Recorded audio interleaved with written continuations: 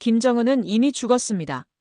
절대 죽지 않을 것 같던 김정은의 죽음이 조용히 은폐되는 순간 리설주의 냉혹한 쿠데타가 시작됐습니다. 조작된 대형 영상. 99.8% 확률로 드러난 김주애의 출생 비밀. 그리고 목숨을 건 압록강 탈출까지. 모든 걸 가졌던 북한 최상위층 간부가 자신과 가족을 희생시킬지도 모를 충격적 진실을 들고 대한민국으로 향했습니다. 북한 군 핵심에서 일어난 믿지 못할 이야기. 지금 바로 들어보시죠. 그 전에 잠깐 1초만 투자해서 구독, 좋아요 버튼을 꾹 눌러주시면 영상 제작에 큰 힘이 됩니다. 지금 바로 시작하겠습니다. 저는 북한 인민군 총참모 중장 강도혁입니다. 10년간 김정은 동지와 함께 작전을 짜왔죠. 그날도 평소처럼 시작될 줄 알았습니다. 평양 총참모부 작전 상황실. 새벽 5시 30분부터 준비해온 핵심 군사 시찰 계획이었습니다. 신의주 최전방 포병기지 시찰. 김정은 동지가 직접 참관하기로 했던 중요한 일정이었어요. 김정은 동지는 한 번도 늦은 적이 없는 분이었습니다. 아니, 정확히는 늦을 수 없는 분이었어요. 체제의 절대성이 그분의 시간 준수에서 시작됐거든요. 1분이라도 늦으면 모든 참모진이 문책을 받았습니다. 작전실 책상 위에는 완벽하게 정리된 서류들이 있었어요. 포병 배치도 화력 집중 계획, 경호 동선까지 3일간 밤을 새워 준비한 자료들이었습니다. 김정은 동지가 보시면 만족해할 거라고 확신했어요. 그런데 그날은 달랐습니다. 오전 8시. 평소라면 벌써 도착했어야 할 시간이었어요. 작전실 시계 바늘이 8시 10분을 가리켰습니다. 참모들이 웅성거리기 시작했어요. 뭔가 이상하지 않습니까? 연락이라도 있어야 하는데. 누군가의 속삭임이었습니다. 8시 30분이 지났습니다. 9시가 되어도 연락이 없었어요. 작전실 안 공기가 점점 무거워지고 있었습니다. 모든 참모들의 얼굴에 당황스러운 표정이 스쳐갔어요. 저는 경호실에 전화를 걸어봤습니다. 원수님 일정에 변동이 있습니까? 아직 확인된 바가 없습니다. 경호 책임자도 당황하고 있었어요. 10시, 11시. 시간은 계속 흘렀지만 소식이 없었습니다. 이런 일은 정말 처음이었어요. 10년간 한 번도 경험해 본 적 없는 상황이었습니다. 참모들의 표정을 보니 저만 이상하게 느낀 게 아니었습니다. 부참모장 리중식이 조심스럽게 다가왔어요. 중장 동지, 어떻게 할까요? 그의 목소리에도 불안이 섞여 있었습니다. 저도 답을 몰랐습니다. 이런 상황에 대한 매뉴얼은 없었거든요. 김정은 동지가 연락 없이 지각한다는 건 상상할 수도 없는 일이었으니까요. 정오가 되었습니다. 작전실 전체가 얼어붙은 듯 했어요. 아무도 감히 입을 열지 못했습니다. 원수님의 부재에 대해 추측하는 것 자체가 반역죄에 해당할 수 있었거든요. 오후 1시. 점심시간도 넘어갔지만 아무도 자리를 뜨지 못했습니다. 혹시라도 김정은 동지가 오실지 모르니까요. 하지만 그분은 나타나지 않았어요. 저는 창밖을 바라보며 생각했습니다. 평양 시내는 평소와 다름없어 보였어요. 사람들이 오가고 차량이 다니고. 하지만 작전실 안은 완전히 다른 세상이었습니다. 오후 2시. 갑작스러운 긴급방송이 울렸습니다. 총참모부 모든 중장급 이상 간부는 즉시 특급회의실로 집결하라. 이런 긴급 소집도 처음이었어요. 특급회의실로 향하는 복도는 길게 느껴졌습니다. 다른 장성들의 표정도 저와 비슷했어요. 당황스럽고 불안한 기색이 역력했습니다. 누군가 중얼거렸어요. 도대체 무슨 일인 거지? 회의실 앞에서 잠깐 멈춰 섰습니다. 10년간 수백 번 들어갔던 그 문이 왜 그날은 그렇게 무겁게 느껴졌을까요? 심장이 빨리 뛰기 시작했어요. 문 손잡이를 돌리는 순간 저는 제 눈을 의심했습니다. 김정은 동지가 앉아야 할 자리에 전혀 다른 사람이 앉아 있었거든요. 리설주였습니다. 김정은 동지의 부인이 군복도 입지 않은 채로 회의실 상석에 앉아 있었어요. 이건 정말 말이 안 되는 상황이었습니다. 군 최고위 회의에 민간인이 참석한다는 것 자체가, 아니, 민간인이 회의를 주재한다는 건 체제의 근본을 뒤흔드는 일이었거든요. 10년간 한 번도 본 적 없는 광경이었어요. 다른 장성들도 저처럼 당황해했습니다. 누군가 작은 신음소리를 냈어요. 하지만 아무도 감히 질문하지 못했습니다. 리설주의 모습이 평소와 완전히 달랐습니다. 온화한 영부인의 모습은 온데간데 없었어요. 차갑고 단단한 표정이었습니다. 눈빛에서 강철 같은 의지가 느껴졌어요. 그녀는 우리가 모두 착석할 때까지 기다렸습니다. 말 한마디 없이. 그 침묵이 더욱 무서웠어요. 회의실 전체를 압도하는 기운이었습니다. 마지막 장성이 자리에 앉자 리설주가 천천히 입을 열었습니다. 동지들, 앉으세요. 그녀의 목소리가 평소와 완전히 달랐어요. 부드러운 여성의 목소리가 아니었습니다. 명령하는 톤이었어요. 권위와 위압감이 느껴지는 목소리였습니다. 원수님께서 갑작스럽게 몸이 편찮으셔서 리설주가 침착하게 말을 이어갔습니다. 중요한 국가 업무에 차질이 생길 수 없으니 당분간 모든 결정은 제가 대행하겠습니다. 회의실은 얼음장처럼 정적이 흘렀습니다. 아무도 숨조차 제대로 쉬지 않는 것 같았어요. 공기가 얼어붙은 듯 했습니다. 시간이 멈춘 것 같은 느낌이었어요. 저는 리설주의 표정을 자세히 관찰했습니다. 슬픔이나 걱정의 기색은 전혀 없었어요. 오히려 차분하고 계산적이었습니다. 마치 오래전부터 이 순간을 준비해온 것 같은. 질문 있는 동지는 말하세요. 그녀가 회의실을 둘러보며 말했습니다. 하지만 아무도 입을 열지 못했어요. 질문할 용기가 없었거든요. 부참모장 리중식이 조심스럽게 손을 들었습니다. 원수님의 정확한 상태를 알 수 있습니까? 떨리는 목소리였어요. 리설주의 시선이 그에게 고정됐습니다. 차가운 눈빛이었어요. 필요한 만큼만 알면 됩니다. 단호한 대답이었습니다. 더 이상 질문하는 사람은 없었어요. 그 분위기에서 추가 질문은 위험했거든요. 모든 장성들이 침묵 속에 앉아 있었습니다. 회의가 끝나고 나서도 아무도 움직이지 않았어요. 리설주가 먼저 자리에서 일어날 때까지. 그녀가 회의실을 나간 후에야. 우리는 조심스럽게 자리에서 일어났습니다. 복도로 나오는 순간. 저는 깊은 한숨을 내쉬었어요. 다른 장성들도 마찬가지였습니다. 하지만 아무도 말하지 않았어요. 여기서도 위험했거든요. 저는 그 순간 확신했습니다. 뭔가 크게 잘못되었다고. 아니, 아주 크게 잘못되었다고 말이죠. 김정은 동지가 단순히 몸이 아픈 게 아니었어요. 리설주의 눈빛이 모든 걸 말해주고 있었습니다. 차갑고 계산적인 그 시선이 마치 이미 모든 걸 계획하고 있다는 듯한 그런 확신에 찬 표정이었어요. 사무실로 돌아가는 길. 머릿속이 복잡했습니다. 10년간 쌓아온 모든 상식이 흔들리고 있었어요. 체제의 최정점에서 벌어지는 이 상황을 저는 도저히 이해할 수 없었습니다. 그날 밤 집에 돌아와서도 잠이 오지 않았어요. 창밖 평양의 야경을 바라보며 생각했습니다. 내가 10년간 충성해온 이 체제에 과연 무슨 일이 벌어지고 있는 걸까? 다음 날 새벽 5시. 저는 평소보다 2시간 일찍 출근했습니다. 어젯밤 잠을 이룰 수 없었거든요. 리설주의 차가운 눈빛이 계속 떠올랐어요. 총참모부 건물은 아직 조용했습니다. 경비병들만 보초를 서고 있을 뿐. 이른 시간이라 대부분의 사무실이 비어 있었어요. 이때가 기회라고 생각했습니다. 저는 조사를 시작하기로 마음먹었어요. 공식적인 조사가 아니라 개인적인 의문 해결. 뭔가 큰일이 벌어지고 있다는 직감이 들었거든요. 그 진실을 알고 싶었습니다. 총참모부 내부 보안 시스템에 접근했습니다. 중장 권한으로 열어볼 수 있는 모든 파일들. 평소라면 절대 관심 갖지 않았을 기록들까지 하나하나 천천히 살펴봤어요. 가장 먼저 작전실 기록을 뒤져봤습니다. 김정은 동지의 최근 활동 로그들. 언제 어디를 방문했는지, 누구를 만났는지 상세한 기록들이 있었어요. 그런데 이상한 점을 발견했습니다.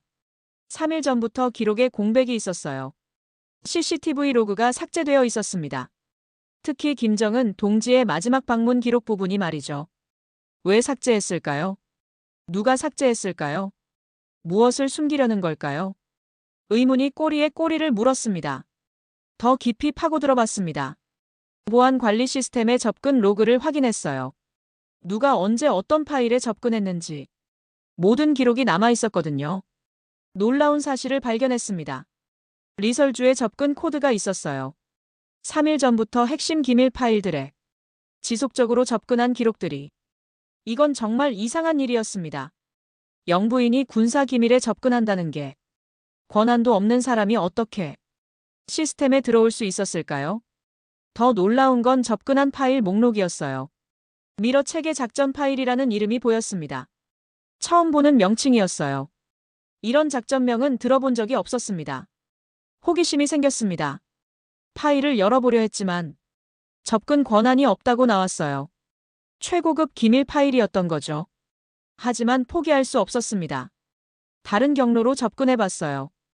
백업 서버의 임시 파일들을 하나하나 찾아보기 시작했습니다. 30분 후, 드디어 파일의 일부를 발견했습니다. 완전한 파일은 아니었지만 내용의 일부를 볼 수 있었어요. 파일을 열어보는 순간 저는 경악했습니다. 김정은 동지의 음성 파일이 있었거든요. 그런데 내용이 충격적이었어요. 이 아이는 내 딸이 아니야. 김정은 동지의 목소리가 분명했습니다.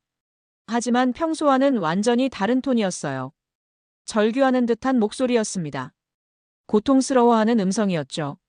손끝에서 감각이 사라졌습니다. 이게 무슨 의미인지 대충 짐작이 갔거든요. 김주애에 대한 이야기였던 겁니다. 공식적으로는 김정은 동지의 딸로 알려진 더 충격적인 내용이 이어졌습니다. 리설주가 모든 걸 꾸몄어. 나를 속였다고. 김정은 동지의 분노가 느껴지는 목소리였어요. 음성 파일과 함께 다른 문서들도 있었습니다. 유전자 검사 보고서, 김주애와 김정은 동지의 혈연관계 분석. 결과는 충격적이었어요. 북의 혈연관계 일치도 0.2%. 거의 완벽한 불일치였습니다. 이건 말도 안 되는 일이었어요. 공식적으로는 부녀관계라고 발표했는데 보고서를 작성한 의사의 이름도 있었습니다. 국가보위부 산하 비밀 의료진. 날짜는 3개월 전이었어요. 그때 이미 검사가 이루어졌던 거죠. 더 찾아보니 또 다른 파일이 있었습니다. 후계 문건 제20호. 김정은 동지의 후계자 관련 문서였어요. 하지만 이것도 이상했습니다. 원본과 수정본이 따로 있었거든요. 원본에는 김여정의 이름이 명시되어 있었습니다. 김정은 동지의 친여동생이니까 당연한 후계 순이었죠. 하지만 수정본은 완전히 달랐어요. 김여정의 이름이 지워져 있었습니다. 대신 김주애의 이름이 삽입되어 있었죠. 11살 아이를 후계자로 만든 문서였어요. 수정 작업을 지시한 사람의 서명도 있었습니다. 리설주. 그녀가 직접 지시한 거였어요. 계속 파일을 뒤지다 보니 더욱 소름 끼치는 내용들이 나왔습니다. 파노라마 VO.7AI 영상 조정 기록. 인공지능을 이용한 영상 조작 시스템이었어요. 김정은 동지의 모든 공식 석상 영상이 최근 3개월간 조작되고 있었던 겁니다. 실제 김정은 동지는 나타나지 않고 AI로 만든 가짜 영상만 공개됐던 거죠. 기술적 세부사항도 놀라웠습니다. 음성 합성, 얼굴 합성, 동작 합성. 모든 게 완벽하게 조작 가능했어요. 일반인은 절대 구분할 수 없을 정도로. 퍼펙트 모션 플랜이라는 파일도 있었어요. 대역 연출 스케줄이었습니다. 언제 어떤 장소에서 가짜 김정은이 등장해야 하는지 모든 게 치밀하게 계획되어 있었어요. 심지어 대역 배우들의 명단도 있었습니다. 김정은 동지와 비슷한 체형의 사람들. 특수분장을 통해 완벽하게 변신시키는 그런 시스템이 구축되어 있었던 거죠. 등줄기를 차가운 공기가 훑어갔습니다. 이 모든 조작 작업이 언제부터 시작됐는지 확인해봤어요. 시작 날짜는 6개월 전이었습니다. 그때부터 리설주가 모든 걸 준비했던 거예요. 김정은 동지를 제거하고 자신이 실권을 장악할 계획을. 더 무서운 사실도 발견했습니다. 김정은 동지의 측근들 명단. 하지만 이름들이 하나씩 사라져가고 있었어요. 며칠 전까지 있던 사람들이 실종된 건지 숙청된 건지 정확한 상황은 알 수 없었지만 분명한 건 위험에 처했다는 거였어요. 그리고 마지막 파일. 진실 접근자 레벨 1 명단. 제가 가장 두려워했던 파일이었습니다. 명단을 열어보니 제 이름이 최상단에 적혀 있었어요. 강도혁. 빨간색으로 표시되어 있었습니다. 다른 사람들의 이름 옆에는 처리 완료, 진행 중, 대기 중. 이런 상태 표시들이 있었어요. 제 이름 옆에는 긴급이라고 되어 있었습니다. 온몸이 얼어붙는 것 같았어요. 이제 모든 게 확실해졌습니다. 저도 제거 대상이라는 것. 그것도 최우선 순위로. 시계를 보니 오전 8시였습니다. 다른 참모들이 출근하기 시작할 시간이었어요. 더 이상 이곳에 있으면 위험했습니다. 누군가 제 행동을 의심할 수도 있었거든요. 파일들을 재빨리 정리했습니다. 흔적을 남기면 안 됐어요. 하지만 머릿속에는 모든 내용이 생생했습니다. 김정은 동지의 절규, 리설주의 치밀한 계획, 그리고 저에 대한 제거 명령. 사무실로 돌아가면서 생각했습니다. 리설주는 이미 모든 걸 알고 있었던 겁니다. 제가 뭘 의심하고 있는지, 어떤 조사를 하고 있는지 다 꿰뚫어 보고 있었어요. 어젯밤 회의에서 보여준 그 차가운 눈빛. 그건 단순한 슬픔이나 걱정이 아니었어요. 승리를 확신하는 자의 여유였습니다. 모든 걸 장악했다는 자신감이었어요. 이제 저는 위기에 처했습니다. 언제 제거될지 모르는 상황. 하지만 동시에 큰 진실을 알아버렸어요. 북한 체제 전체가 거대한 사기극이라는. 그날 하루 종일 평상시처럼 업무를 봤지만 머릿속은 온통 그 생각뿐이었어요. 어떻게 해야 할지, 누구에게 말할 수 있을지. 하지만 답은 명확했습니다. 여기서는 누구도 믿을 수 없어요.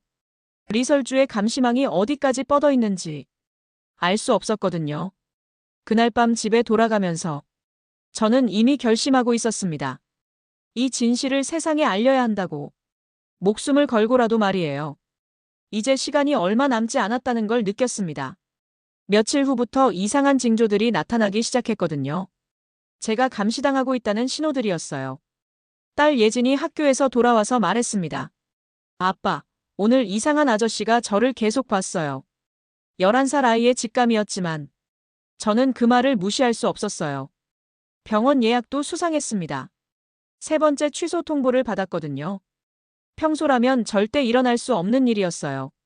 총참모 중장의 진료 예약이 취소된다는 건 더 확실한 증거는 차량 추적이었습니다. 제 이동 경로가 실시간으로 외부에 송신되고 있었어요. GPS 신호를 분석해보니 누군가 제 모든 움직임을 파악하고 있었습니다. 폐가 눌리는 것 같았어요.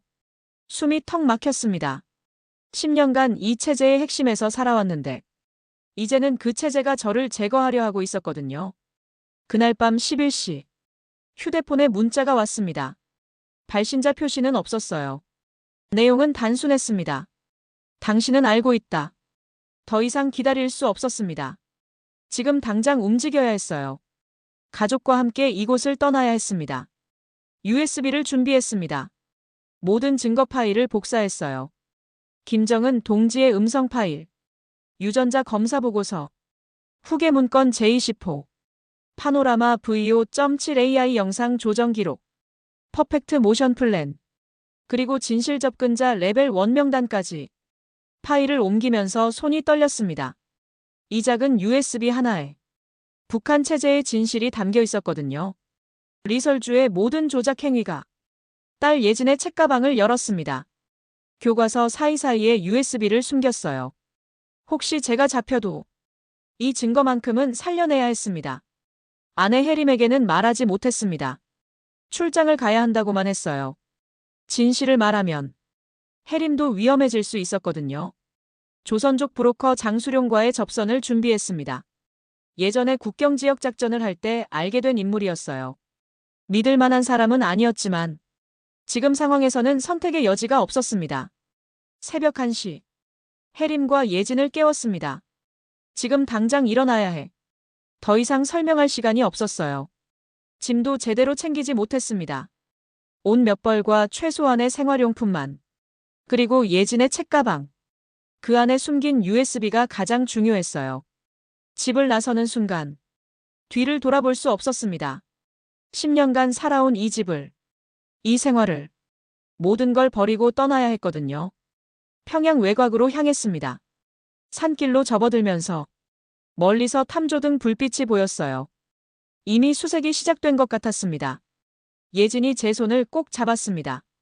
아빠, 우리 어디 가는 거야? 대답해 줄 수 없었어요. 저도 정확히 몰랐거든요. 다만 한 가지는 확실했습니다. 이건 도망이 아니라 탈출이라는 것. 거짓에서 벗어나 진실을 찾아가는 마지막 기회라는 것. 새벽 1시 30분. 압록강 근처 산속 깊숙한 곳에 도착했습니다. 3시간째 산길을 걸어온 우리 가족. 혜림과 예진의 숨소리가 점점 거칠어지고 있었어요. 예진은 이미 한계에 다다른 상태였습니다. 11살 아이의 다리로는 너무 긴 거리였거든요. 중간중간 제가 업어서 왔지만 아이의 작은 몸도 점점 무거워지고 있었어요. 혜림의 얼굴은 창백했습니다. 입술이 파래져 있었어요. 추위와 공포 그리고 극도의 긴장감 때문이었죠.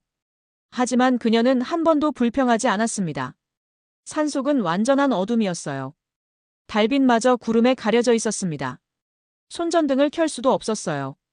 불빛이 보이면 추격대에게 들킬 수 있었거든요. 발밑에 낙엽들이 바스락거렸습니다. 한 걸음 한 걸음이 조심스러웠어요. 나뭇가지에 걸려 넘어질 뻔한 적도 있었습니다. 그때마다 심장이 멎을 것 같았어요. 갑자기 멀리서 소리가 들렸습니다.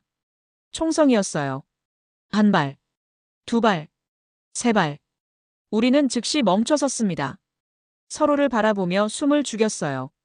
경고 사격인지 실제 교전인지 알 수 없었습니다. 하지만 분명한 건 우리를 찾고 있다는 거였어요. 아빠. 예진이 작은 목소리로 불렀습니다. 떨리는 목소리였어요. 저는 딸의 손을 꼭 잡았습니다. 괜찮아. 우리는 안전해. 거짓말이었어요. 안전하지 않았거든요. 하지만 아이를 안심시켜야 했습니다. 총성이 멈추고 나서 더욱 무서운 소리가 들렸어요. 헬기 프로펠러 소리였습니다. 점점 가까워지고 있었어요. 하늘을 올려다보니 검은 그림자가 지나가는 게 보였습니다. 수색용 헬기였어요. 강력한 탐조등을 켜고 있었습니다. 탐조등 불빛이 산 전체를 훑기 시작했습니다. 마치 거대한 손전등으로 우리를 찾는 것 같았어요. 불빛이 지나갈 때마다 산속이 나처럼 밝아졌습니다. 우리는 급하게 큰 바위 뒤로 숨었어요. 바위 틈 사이에 몸을 웅크렸습니다. 차갑고 거친 바위 표면이 등과 어깨에 닿았어요. 예진이 울음을 참지 못했습니다. 작은 흐느낌이 새어나왔어요. 혜림이 재빨리 딸의 입을 살짝 막았습니다. 저는 두 사람을 더 꼭 안았어요. 헬기가 우리 바로 위로 지나갔습니다. 프로펠러 소리가 귀를 찢을 듯 했어요. 바람이 강하게 불어와서 주변 나뭇가지들이 흔들렸습니다. 탐조등이 우리가 숨은 바위를 비췄습니다. 10초, 20초, 30초간 그 자리에 머물렀어요. 저는 숨을 거의 쉬지 않았습니다. 심장 소리가 너무 크게 들리는 것 같았어요. 혹시 그들이 들을까봐 무서웠습니다. 온몸이 바위에 달라붙어 있었어요.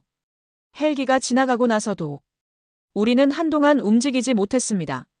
다시 돌아올지 모르니까요. 5분, 10분. 긴 침묵이 이어졌습니다. 이제 지상 추격대 소리가 들렸어요. 군화가 바위에 부딪히는 소리, 나뭇가지가 부러지는 소리. 그들이 점점 가까워지고 있었습니다. 무전기 소리도 들렸어요. 2구역 수색 완료. 흔적 발견 못함. 3구역으로 이동하라. 4구역 수색조는 강가 쪽으로. 그들의 목소리가 너무 가까웠어요. 아마 100m도 안 떨어진 곳 같았습니다. 우리가 숨은 바위에서 조금만 더 가까워지면 들킬 거였어요. 예진의 몸이 더 심하게 떨렸습니다. 추위 때문만이 아니었어요. 극도의 공포 때문이었습니다. 11살 아이에게는 너무 무서운 상황이었거든요. 혜림이 예진의 등을 쓰다듬었습니다. 말없이 조용히. 모성 본능으로 딸을 달래고 있었어요. 그 모습을 보니 가슴이 아팠습니다. 발소리가 더 가까워졌어요. 이제 50m, 30m. 거의 우리 바로 앞까지 와 있었습니다. 저는 온몸에 힘을 주었어요. 만약 들키면 어떻게 해야 할지, 가족을 어떻게 지킬지 머릿속으로 계산했습니다. 손전등 불빛이 우리 바위 근처를 비췄습니다. 바위 표면에 빛이 반사됐어요.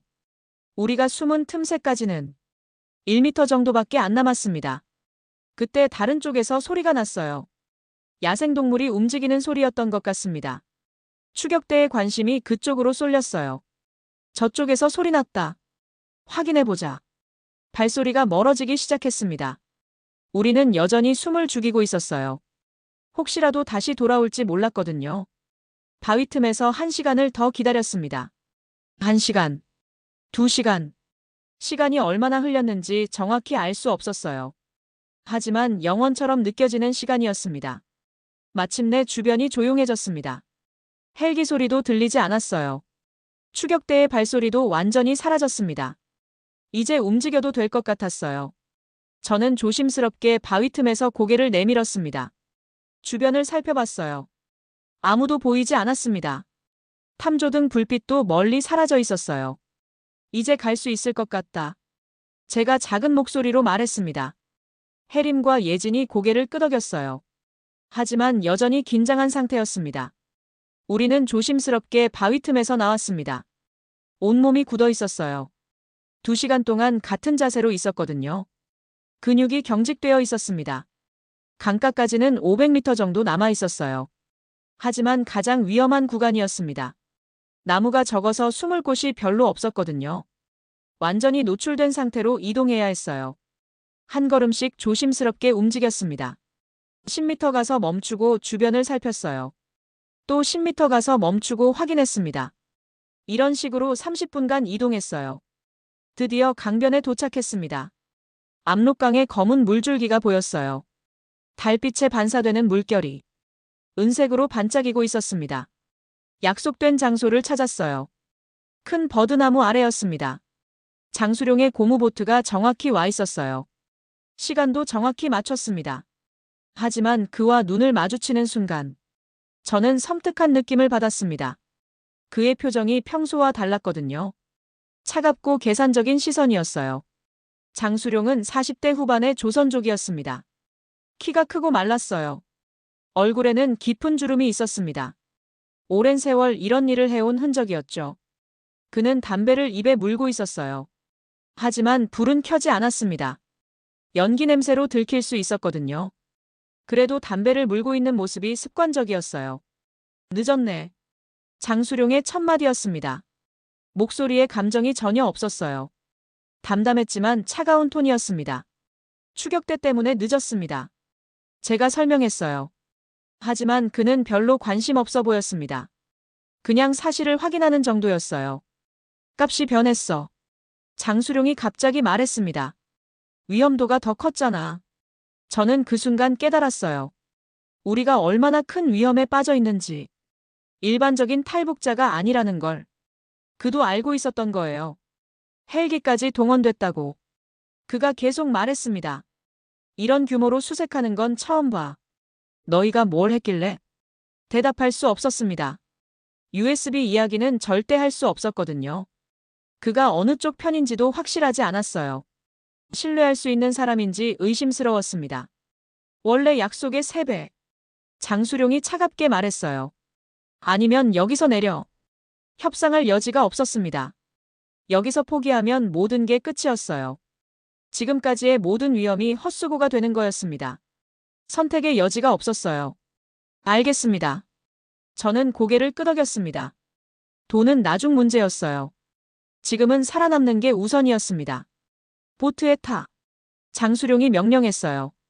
우리는 조심스럽게 고무보트에 올라탔습니다. 보트가 우리 무게로 흔들렸어요. 강물이 생각보다 거칠었습니다. 겨울이라 수량은 적었지만 물살이 꽤 빨랐어요. 보트가 물결에 따라 심하게 흔들렸습니다. 예진이 제 팔을 더 꼭 잡았어요. 물이 무서운 것 같았습니다. 보트 바닥에 물이 조금 차 있어서 발이 차가웠어요. 장수룡이 노를 저었습니다.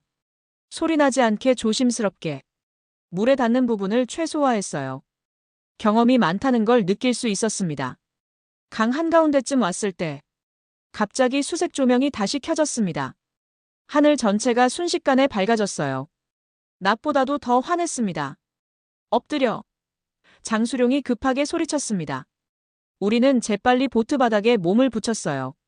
차가운 물이 옷을 적셨습니다. 조명이 우리 보트 바로 위를 지나갔어요. 몇 초간 완전히 노출된 상태였습니다. 들킨 건 아닌지 심장이 터질 것 같았어요. 숨조차 제대로 쉴 수 없었습니다. 예진의 작은 몸이 심하게 떨렸습니다. 차가운 물 때문만이 아니었어요. 극도의 공포 때문이었습니다. 제가 딸을 더 꼭 안았어요. 괜찮다, 괜찮아. 제가 예진의 귀에 속삭였습니다. 하지만 저 자신도 확신할 수 없었어요. 정말 괜찮을지 알 수 없었거든요. 조명이 계속해서 강 위를 훑었습니다. 좌우로 움직이며 구석구석 비췄어요. 우리 보트에서 30m 떨어진 곳까지 샅샅이 뒤지고 있었습니다. 장수룡이 재빨리 방향을 바꿨어요. 큰 암초 뒤쪽으로 보트를 몰았습니다. 바위 그림자에 숨는 거였어요. 그의 경험과 판단력이 빛나는 순간이었습니다. 암초 뒤에 숨은 우리. 조명이 다른 방향을 비추고 있을 때까지 15분간 움직이지 않고 기다렸어요. 바위에 보트가 부딪히는 소리만 작게 났습니다. 물이 점점 보트 안으로 들어왔어요. 우리 옷이 완전히 젖었습니다. 추위가 뼛속까지 파고들었어요. 특히 예진이 많이 추워했습니다. 조금만 더 참아. 혜림이 딸에게 속삭였어요. 하지만 혜림 자신도 떨고 있었습니다. 온 가족이 한계 상태였어요. 조명이 꺼지고 나서 장수룡이 다시 노를 저기 시작했습니다. 하지만 더욱 조심스럽게 물소리도 최대한 줄이면서 20분 후 드디어 중국 쪽 강변이 보이기 시작했습니다. 흐린 달빛 아래 검은 땅이 점점 가까워지고 있었어요. 이제 진짜 시작이야. 장수룡이 뒤돌아보며 말했습니다. 그의 말투에서 앞으로 더 큰 시련이 기다리고 있다는 걸 느낄 수 있었어요. 보트가 마침내 중국 땅에 닿았습니다. 발을 디디는 순간 새로운 두려움이 밀려왔어요. 이제 정말 돌이킬 수 없는 강을 건넜구나. 하지만 USB는 여전히 안전했습니다. 예진의 책가방 깊숙이 숨겨진 북한 체제의 진실이 담긴 그 증거가 우리와 함께 국경을 넘어온 거였어요. 강 건너편 북한 땅을 마지막으로 바라봤습니다. 10년간 살았던 그곳, 충성했던 체제, 모든 걸 버리고 떠나온 고향. 하지만 후회는 없었어요. 이제 진실을 세상에 알리는 일만 남았습니다. 거짓 체제에서 벗어나 자유의 땅으로 향하는 정말로 긴 여정이 시작된 거였어요. 중국 땅에 발을 디딘 순간 안도감보다는 새로운 불안이 밀려왔습니다. 장수룡이 우리를 이끄는 곳은 버려진 창고 같은 건물이었어요. 여기서 며칠 쉬어야 해. 그가 말했습니다. 하지만 쉴 수 있는 환경이 아니었어요. 지하 공간은 곰팡이 냄새와 차가운 바닥이 전부였습니다. 난방도 없고 제대로 된 침구도 없었어요. 예진이 추위에 떨었습니다. 혜림이 자신의 외투를 벗어서 딸을 감쌌어요. 다음 날 아침, 장수룡의 표정이 어두웠습니다. 뭔가 문제가 생긴 것 같았어요. 정보가 너무 많아. 그의 목소리는 여전히 감정이 없었습니다. 이건 단순한 탈북이 아니야. 제 심장이 철렁 내려앉았어요. 그가 뭘 알고 있는 건지, 어떻게 알았는지 궁금했습니다. 돈 더 내야 해. 장수룡이 차갑게 말했어요. 원래 약속보다 5배는 더. 협박당하는 기분이었습니다. 하지만 저항할 수 없었어요. 여기서 버려지면 끝이었거든요. 북한 쪽이 국경을 넘어왔다더군. 장수룡이 담배를 피우며 말했습니다.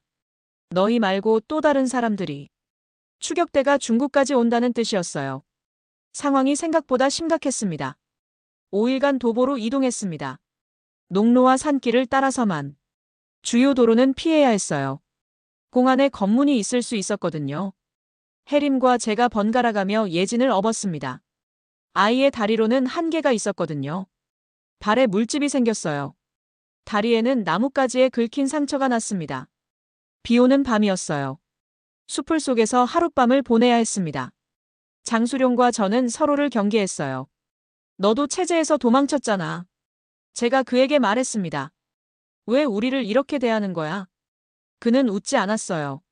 나는 돈 때문에 나왔어. 너는 뭐 때문이야? 대답할 수 없었습니다. USB 이야기는 할 수 없었거든요. 밤새 빗물이 우리 옷을 적셨습니다. 예진이 열이 났어요. 혜림의 얼굴에 걱정이 가득했습니다. 장수룡은 우리 상황에 개의치 않았어요. 내일까지 또 걸어야 해. 그의 말은 명령이었습니다. 몸이 한계에 다다르고 있었지만 포기할 수 없었습니다. USB가 예진의 책가방 안에 있는 한 우리는 계속 가야 했어요. 방콕 경유 후 드디어 서울 인천공항에 도착했습니다. 3주간의 지옥 같은 여정이었어요.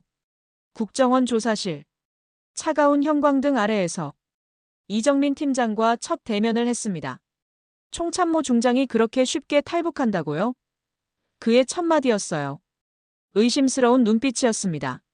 당연한 반응이었어요. 저 자신도 믿기 어려웠거든요. 체제 최정점에 있던 인물이 가족과 함께 목숨 걸고 도망쳤다는 게.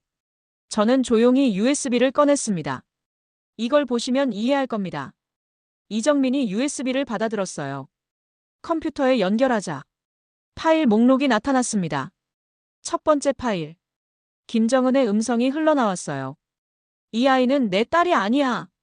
절규하는 듯한 목소리였습니다. 이정민의 표정이 변했어요. 믿을 수 없다는 듯한 눈빛이었죠. 두 번째 파일. 유전자 검사 보고서가 화면에 펼쳐졌습니다. 김주애와 김정은의 혈연 관계. 거의 완벽한 불일치였습니다. 세 번째 파일. 후계 문건 제20호 원본과 수정본. 김여정의 이름이 지워지고 김주애의 이름이 삽입된 과정. 네 번째 파일. 파노라마 VO.7AI 영상 조정 기록. 김정은의 모든 공식 석상 영상이 인공지능으로 조작된 증거들. 다섯 번째 파일. 퍼펙트 모션 플랜. 대역 연출 스케줄까지. 마지막 파일. 진실 접근자 레벨 1 명단. 제 이름이 최상단에 있었어요. 이정민이 심각한 표정으로 물었습니다. 이걸로 충분하다고 생각하십니까? 시작일 뿐입니다. 제가 대답했어요. 리설주가 얼마나 치밀하게 모든 걸 조작했는지. 이제 아시겠죠? 그의 눈빛이 완전히 바뀌었습니다. 의심에서 경악으로, 그리고 확신으로. 이 자료들을 검증해야겠습니다. 이정민이 말했어요. 하지만 만약 이게 사실이라면 그는 말을 잇지 못했습니다. 북한 체제 전체가 거대한 사기극이라는 그 충격적인 진실 앞에서 하나원에 입소했습니다. 하지만 평범한 탈북자 적응 과정은 아니었어요. 제가 가져온 정보의 가치를 국정원도 인정했거든요. 밤마다 악몽에 시달렸습니다. 김정은의 절규, 리설주의 차가운 침묵. 그 장면들이 계속 반복됐어요. 예지는 말수가 줄었습니다. 학교 적응도 쉽지 않았어요.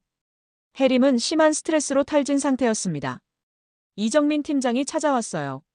가족을 위해서라도 증언을 기록해야 합니다. 그의 조언이었습니다. 세상이 알아야 할 진실입니다. 저는 매일 밤 USB를 들여다봤어요. 창밖 서울의 네온 사인을 바라보면서 이 자유로운 땅에서도 공포는 쉽게 사라지지 않았습니다. 첫 번째 공식 증언. 카메라 앞에 서는 순간 말이 잘 안 나왔습니다. 하지만 해림과 예진을 생각했습니다. 우리 가족이 목숨 걸고 가져온 진실을 세상에 알려야 한다고. 나는 죽은 자에게 충성했습니다. 첫마디를 꺼냈어요. 10년간 섬겼던 김정은은 이미 죽었고 리설주가 모든 걸 조작하고 있었습니다. 시민단체에서 연락이 오기 시작했어요. 국제 언론에서도 관심을 보였습니다. 제 증언이 화제가 되고 있었어요.